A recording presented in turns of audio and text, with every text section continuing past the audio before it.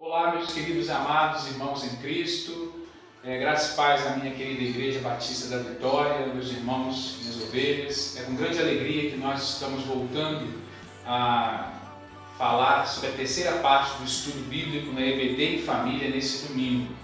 Eu tenho certeza que tem sido muito interessante, você tem crescido de forma bem pausada. Nós temos tentado explicar bem acerca desse estudo bíblico.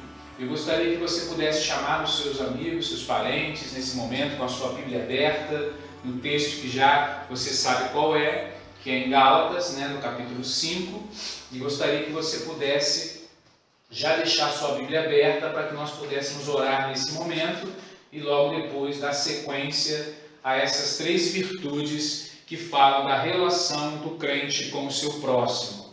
Então nós vamos orar nesse momento e pedir pela sua família, estar pedindo a Deus para que os estudos bíblicos venham alcançar o coração e a vida de cada pessoa, de cada amigo que porventura esteja no Facebook nos acompanhando, esteja também no canal do YouTube. Você pode deixar ali o seu like, você pode também deixar o seu comentário, você pode deixar o seu pedido de oração, pode deixar uma pergunta acerca desse estudo bíblico, para que a gente possa respondê-la no próximo estudo, ok? Vamos nesse momento orar, pedir a orientação do Espírito de Deus. Nosso Deus e nosso Pai, nesse momento nós queremos agradecer, Senhor Deus, que mais uma vez estamos desfrutando da Tua presença, da Tua direção, para podermos estar, Senhor Deus, nesse estudo bíblico. E eu te peço, Senhor, que Tu venhas estar nos dando sabedoria, discernimento, direção, que o Teu Espírito Santo seja o nosso professor interior, o nosso orientador, para que possamos, meu Pai, veicular essa palavra que estaremos dando agora ao coração dos Teus servos, os nossos queridos amigos e irmãos. Ó Deus, venha estar nessas famílias que agora estão nos acompanhando, que esta Tua palavra ela encontre, Senhor Deus, espaço no coração, para que possamos entendê-la e daí praticá-la. Senhor, que essa fase, que essa parte desse estudo possa ser, Senhor Deus, edificante, possa ser, Senhor Deus, de instrução para cada servo Teu. Abençoe a Tua Igreja Batista da Vitória, todos os Teus servos, membros dessa Tua casa. Eu te peço e te agradeço em nome de Jesus. Amém. O texto que nós já conhecemos em Gálatas capítulo 5, Mais uma vez nós vamos usar o texto, vamos ler de novo, porque é importante nós estarmos sempre lendo para entender toda a dinâmica do capítulo e do texto. Lembrando que o texto fala-se sobre a vida pelo Espírito, fala do Espírito que nos conduz a um viver agradável aos olhos de Deus. E aí no capítulo 5, no versículo 16, diz que por isso digo, vivam pelo Espírito, de modo nenhum satisfarão os desejos da carne. E aí depois do versículo 22 a 25, nós encontramos assim, mas o fruto do Espírito é amor, alegria, paz, paciência, amabilidade, bondade, fidelidade, mansidão, domínio próprio. Contra essas coisas não há lei. Agora observe bem que na minha versão nós falamos sobre amor, nós falamos sobre gozo, que é alegria, e paz. Agora vem as três virtudes que são a relação do crente com o seu próximo. Os três primeiros, amor, paz e alegria, fala da relação do cristão, do crente com Deus, aonde ele injeta em nós, através do amor, que é o solo, aonde todas as outras virtudes crescem em nossa vida. E agora nós vamos aprender sobre a relação do crente com o seu próximo. Nós temos nossa relação com Deus, com o próximo e a nossa relação conosco mesmo. Então isso significa que aqui é como nós devemos viver com o nosso próximo, com nossos irmãos em Cristo, com os nossos amigos no trabalho, com a nossa família, com os nossos familiares. Então, é importantíssimo estarmos entendendo essa dinâmica aqui do Espírito. E aí, nós vamos encontrar a palavra paciência, que eu li na minha Bíblia, vamos encontrar a palavra longanimidade. E depois você vai encontrar a palavra benignidade, que é amabilidade. E depois a palavra bondade. E é claro que cada versão, é importante você sempre ter duas Bíblias com versões diferentes para você fazer os contrapontos e entender o que venha realmente ser essas palavras, esses significados. A divisão desse fruto do Espírito, que é a relação do crente com Deus, como aprendemos, amor, alegria e paz. E vamos agora entrar na relação do crente com o seu próximo. Longanimidade. E o que vem a ser, então, longanimidade? É interessante que nós observamos aqui, eu li primeiramente a palavra paciência, não é? E a palavra paciência, ela é uma palavra que nós sempre, quando falamos da palavra paciência, a gente sempre faz um paralelo com a paciência de Jó, né? E para mim parece que alguns crentes dizem assim, eu não sou Jó, eu tenho que ter a paciência de Jó, e acham que só Jó poderia ter paciência. É bom observarmos que Deus ele oferece toda essa possibilidade a nós cristãos.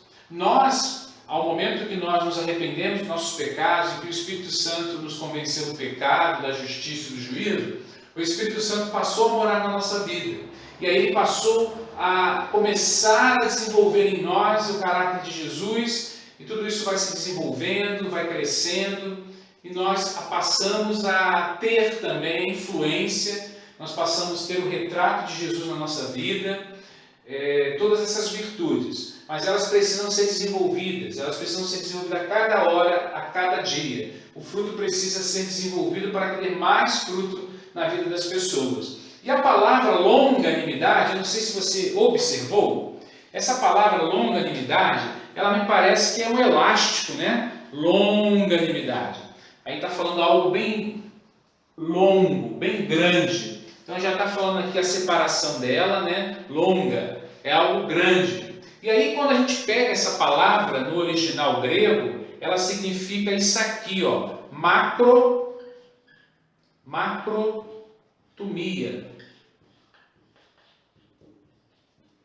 Então, está falando, o macro é grande, é longo, ânimo grande, pessoa que consegue desenvolver uma longanimidade.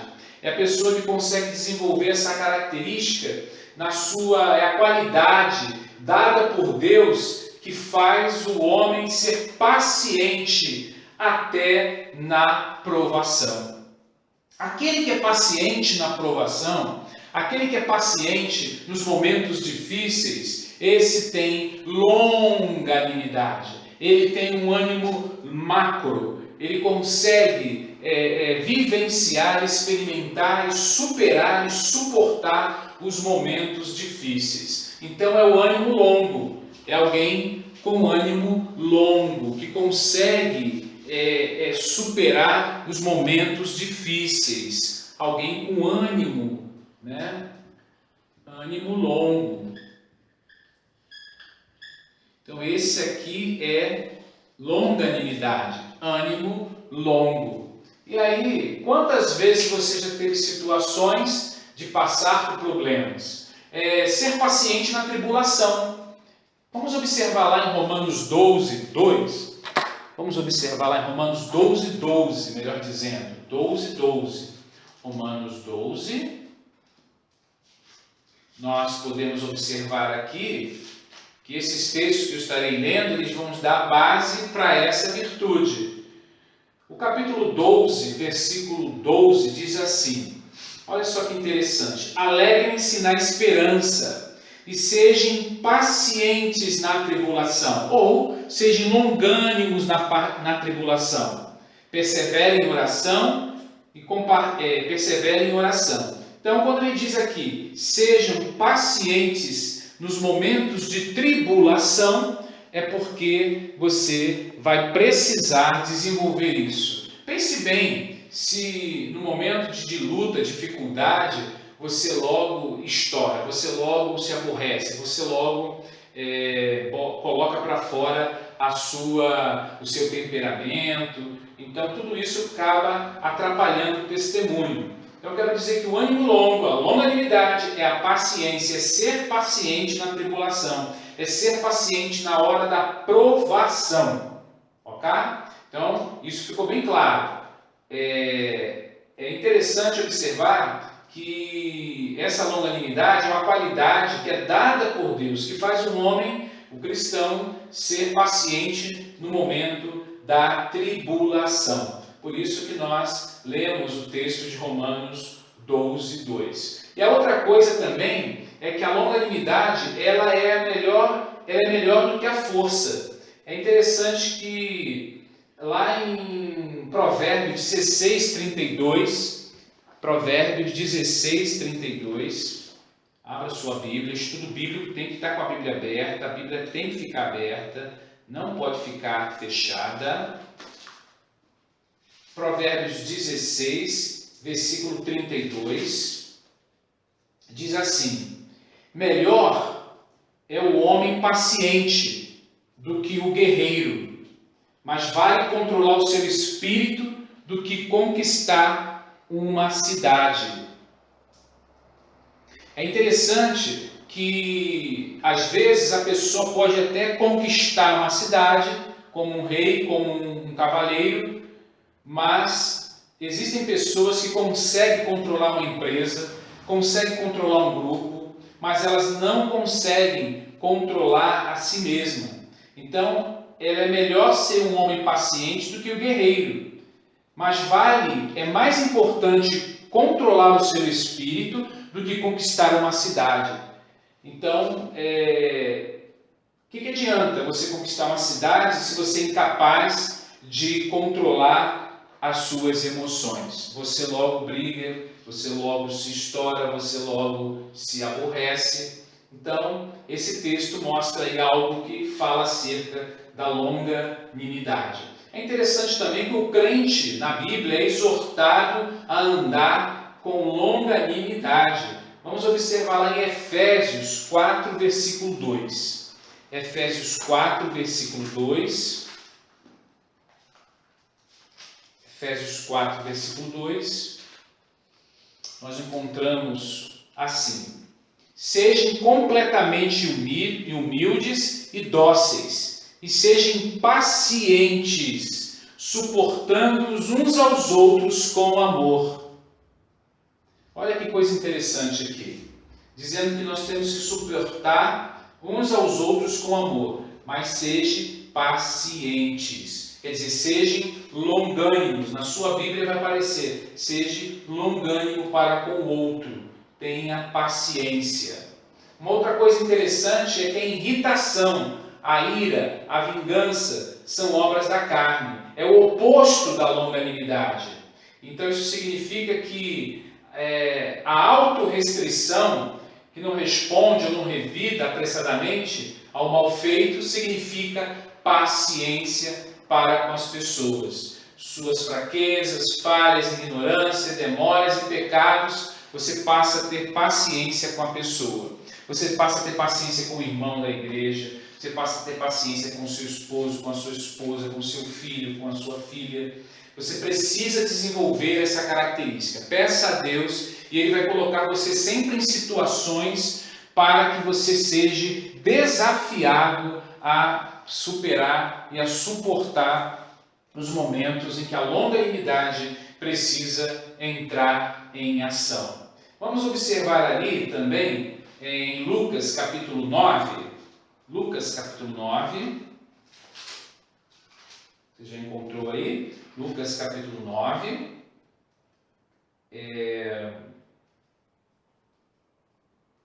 Versículo 51.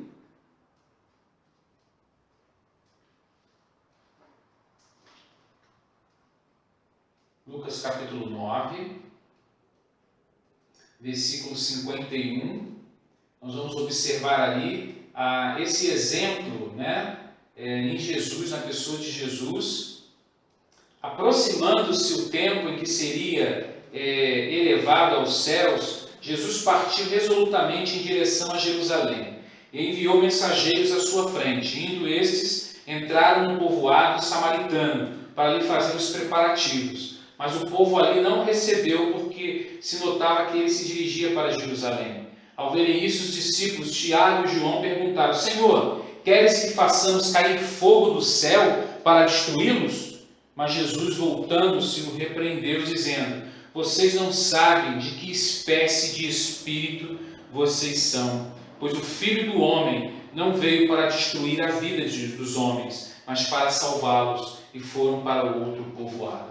Olha que ensino maravilhoso. Nós estamos vendo aqui Jesus dando exemplo de longanimidade, de paciência para com os samaritanos que fizeram aquilo e paciência para com os discípulos. Mas os discípulos não demonstraram a longanimidade.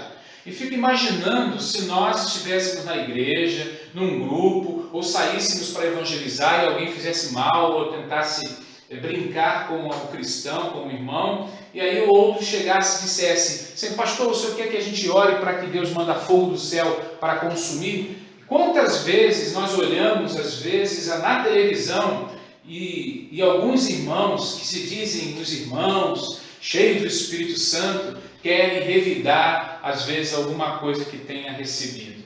Olha, aqui está dizendo o retrato de Jesus, a longanimidade de Jesus. Então é importante a gente estar vendo o exemplo do Mestre. Vamos observar também lá em Mateus 15. Mateus 15. Mateus 15. Nós encontramos no versículo 15 a 20, uma narrativa de Jesus e a tradição judaica. Ele diz assim: Então Pedro pediu-lhe: Explica-nos a parábola.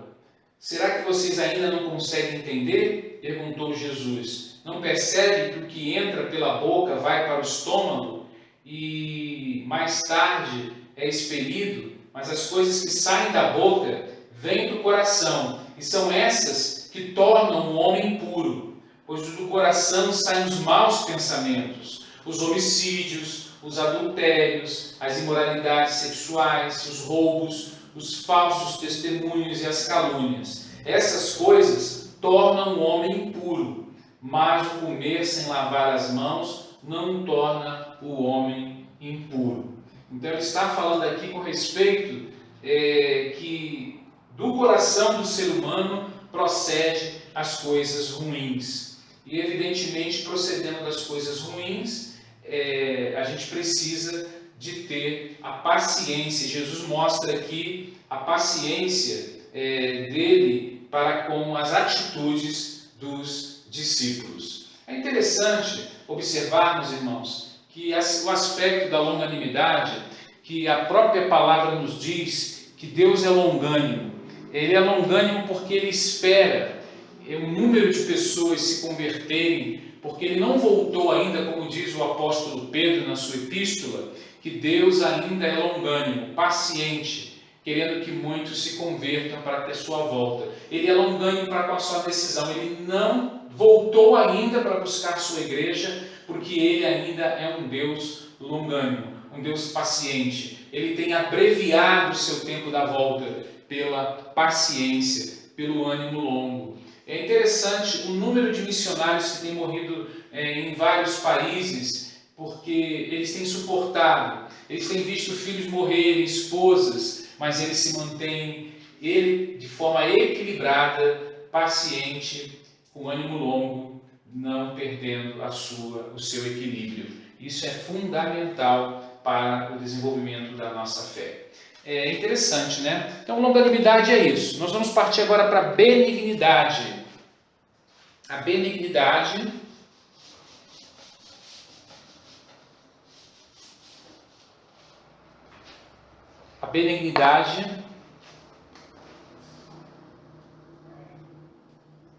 você observou,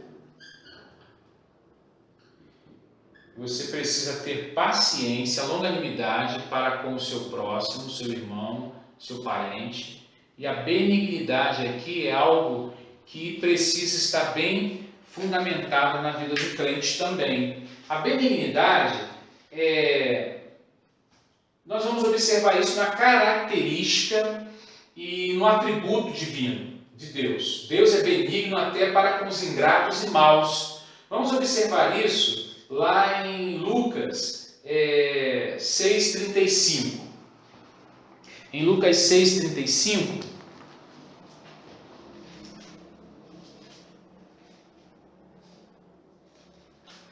em Lucas 6, versículo 35, diz assim: o amor aos inimigos. Amem, porém, os seus inimigos e façam-lhes o bem e emprestem a eles sem esperar receber nada de volta. Então a recompensa que terão será grande e vocês serão filhos do Altíssimo, porque Ele é bondoso para com os ingratos e maus. Então ele diz aqui que Deus tem essa característica, Ele é bondoso para com os ingratos e maus. Nós temos a característica do nosso Pai, do nosso Deus. Nós herdamos isso no momento que nós entregamos a nossa vida a Jesus Cristo. Nós passamos a herdar essas características de Deus. Mas é interessante também que lá no texto de Salmo 103, verso 17, fala aqui que a eternidade e eternidade, a benignidade do Senhor é sobre aqueles que o temem. Vamos ler lá em Salmo 103, verso 17. Salmo 103, verso 17. Diz assim: mas o amor leal do Senhor, o amor leal é a benignidade. O amor leal do Senhor, o seu amor eterno está com os que o temem, e a sua justiça com os filhos dos seus filhos. Na sua versão aí você vai encontrar claramente a palavra benignidade. Eu vou ver essa aqui nessa outra Bíblia que eu tenho aqui, essa outra versão. Nessa outra versão,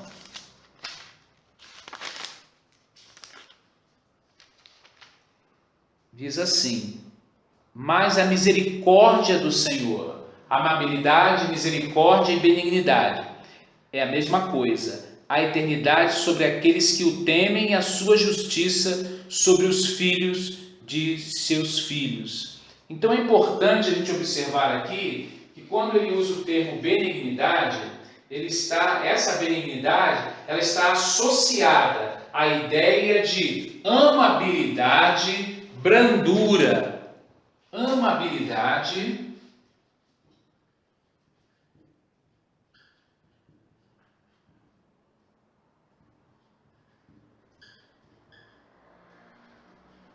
brandura.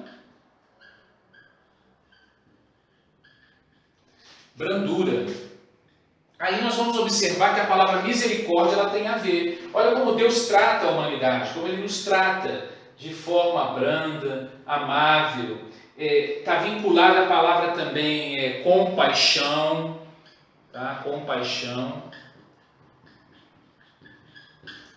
misericórdia.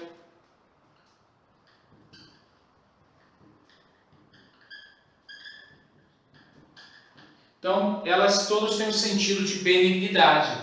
Aí é uma palavra só, que quando você encontrar a palavra benignidade, você vai observar que é a forma branda de Deus lidar com os seres humanos, a compaixão, ele ser compassivo, né? A misericórdia de Deus, que diz lá em Lamentações, capítulo 3, que as misericórdias do Senhor é a causa de não sermos consumidos. Né? A sua compaixão, a sua amabilidade. O ser humano ele está ainda aí no mundo porque Deus tem amabilidade, Deus tem um ânimo longo também, a longanimidade. É interessante que elas são palavras que uma vão vinculada, linkada uma à outra.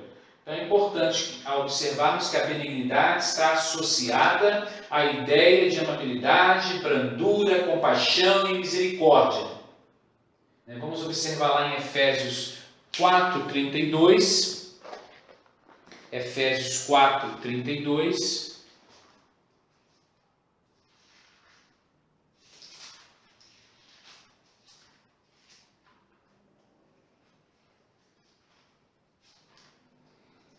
diz assim: sejam bondosos e compassivos. Olha aí a palavra compassivos aí. Compassivos uns para com os outros, perdoando-se mutuamente, assim como Deus os perdoou em Cristo. Então, nós temos aí o respaldo para essa virtude, que somos exortados a nos revestir de benignidade. A vida de Cristo, comunicada ao crente, produzirá benignidade. Vamos lá em Lucas 7. Lucas 7,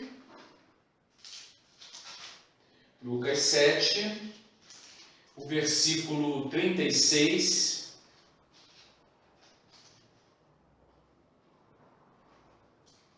Olha só que coisa linda. Jesus é ungido por uma pecadora. Lucas 7, versículo 36 a 50, diz assim: convidando, pois, um dos fariseus para jantar, Jesus foi à casa dele e reclinou à mesa. Ao saber que Jesus estava comendo na casa do fariseu, certa mulher daquela cidade, uma pecadora, trouxe um frasco de alabastro com um perfume e se colocou atrás de Jesus aos seus pés. Chorando, começou a molhar-lhes os pés com as suas lágrimas. Depois enxugou com seus cabelos e beijou-os, ungiu com o perfume. Ao ver isso, o fariseu que o havia convidado disse a si mesmo: se este homem fosse profeta, saberia que quem nele está tocando, que tipo de mulher ela é, uma pecadora. Então lhe disse Jesus: Simão, tenho algo a lhe dizer. Dize, mestre, disse ele. 2 homens deviam a certo credor. Um lhe devia 500 denários e outro 50.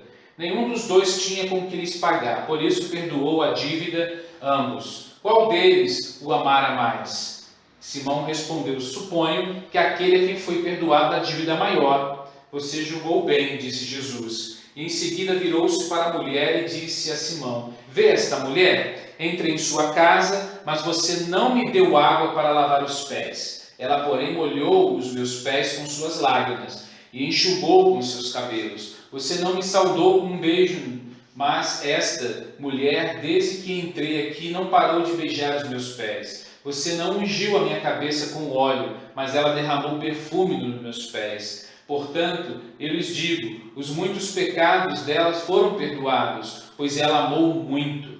Mas aquele a quem pouco foi perdoado, pouco ama. Então Jesus disse a ela: seus pecados então estão perdoados. Os outros convidados começaram a perguntar: quem é este que até perdoa pecados? E Jesus disse à mulher: sua fé a salvou, vá em paz. Então nós temos aqui o fechamento dessa virtude, que aqui Jesus demonstrou a questão da sua amabilidade, da sua benignidade, da sua misericórdia, da sua amabilidade, da sua compaixão, como aquela mulher demonstrou de forma devota aos pés de Jesus. Jesus também demonstrou a ela através disso. É interessante que todas essas virtudes estão sempre interligadas com perdão, com amor, com ação, com uma série de outras virtudes. Elas não podem ficar destacadas. Por isso que o fruto do Espírito não pode ser tratado de forma aleatória e separados como fossem estanques, mas eles são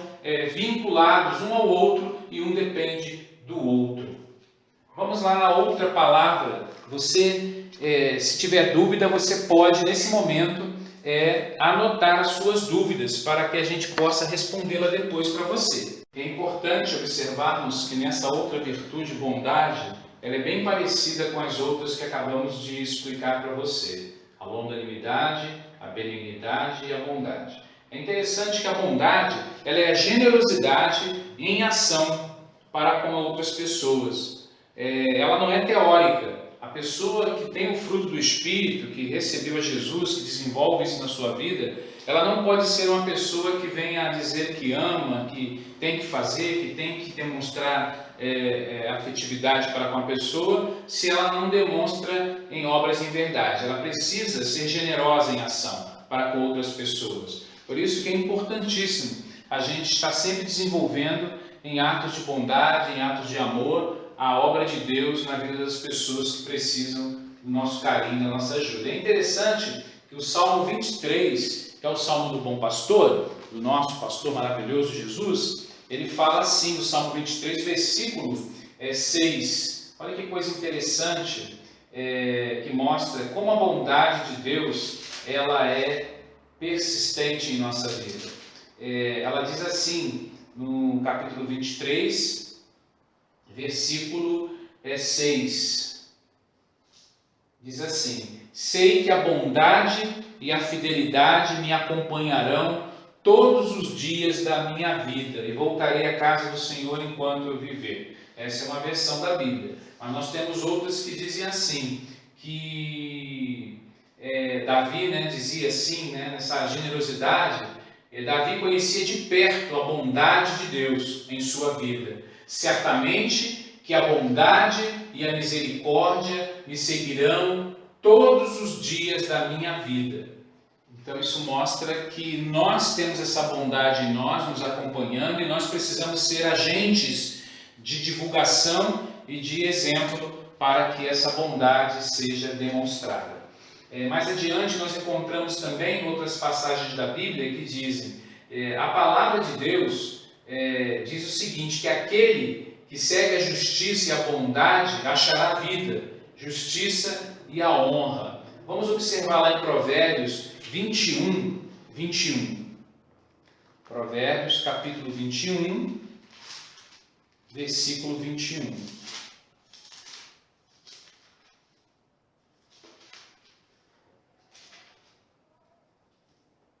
Diz assim, quem segue a justiça e a lealdade encontra a vida, justiça e honra. Então aqui mais uma vez mostra uma outra versão e que dá a nós também uma outra visão acerca dessa questão.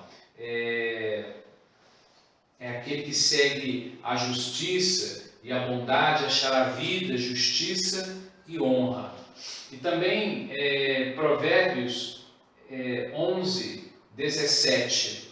Provérbios 11, versículo 17. Diz assim, quem faz o bem aos outros, a si mesmo faz. O homem cruel causa o seu próprio mal. Então, a primeira parte do versículo, quem faz o bem aos outros, a si mesmo está fazendo. Por isso, é importante a gente dinamizar esse fruto do Espírito, que à medida que nós estamos abençoando o outro, somos também abençoados. Ela volta essa bênção para a sua vida, É interessante isso, porque é uma palavra de confirmação de Deus aqui, Sede bondosos também uns para com os outros, como diz também em Efésios 4:32, que já lemos também. E ele mostra aqui que Jesus em nós é o segredo para a verdadeira bondade produzida pelo Espírito Santo. Vamos abrir lá em Atos dos Apóstolos, capítulo 10, versículo 38. Atos 10,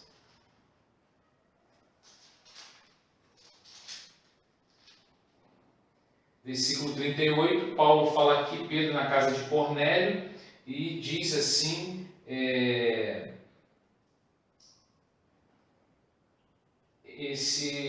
essa passagem que fala que como Deus ungiu a Jesus de Nazaré com o Espírito Santo e poder, e com ele andou por toda parte fazendo o bem e curando todos os oprimidos pelo diabo, porque Deus estava com ele.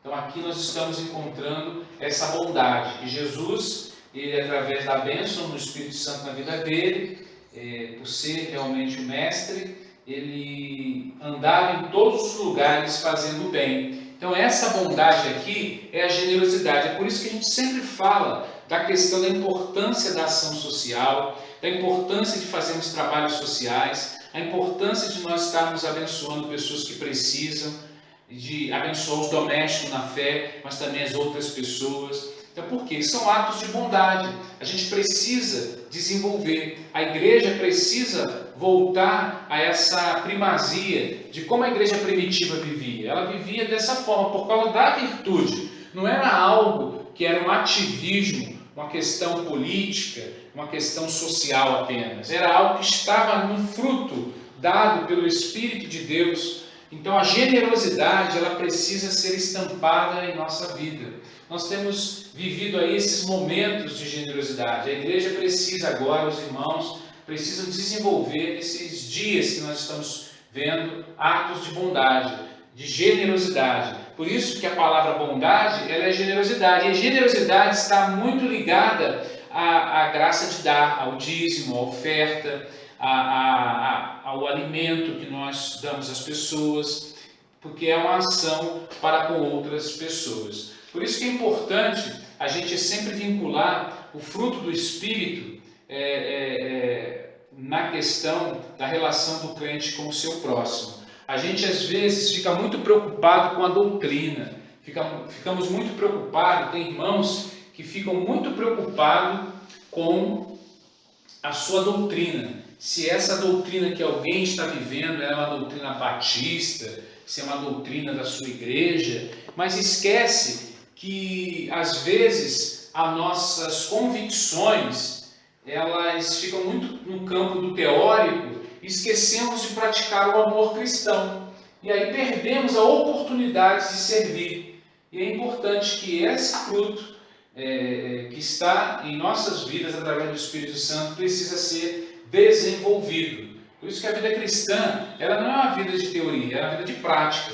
Então aqui, só para você lembrar, né, que nós estamos fazendo, vou botar esse triângulo aqui, e você vai observar que ele está dividido, e aí você tem aqui só para você entender o que eu estou falando. Nós vamos entrar na semana que vem nas últimas virtudes, né? Nós temos aqui a primeira leva da relação para com Deus, né?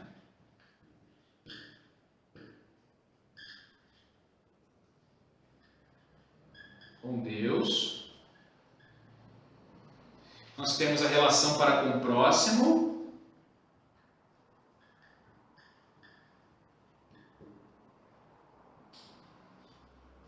Próximo. E aqui nós vamos na semana que vem aprender sobre a relação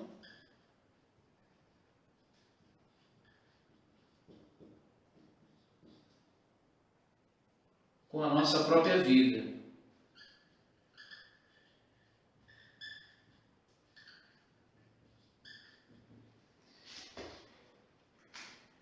E aqui você vai observar que você tem 3, né? Cada uma delas é 3.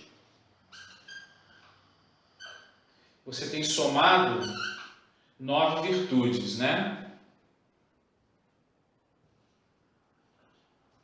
Então aqui você tem a relação para com Deus, o próximo e com a nossa vida, a sua vida, né?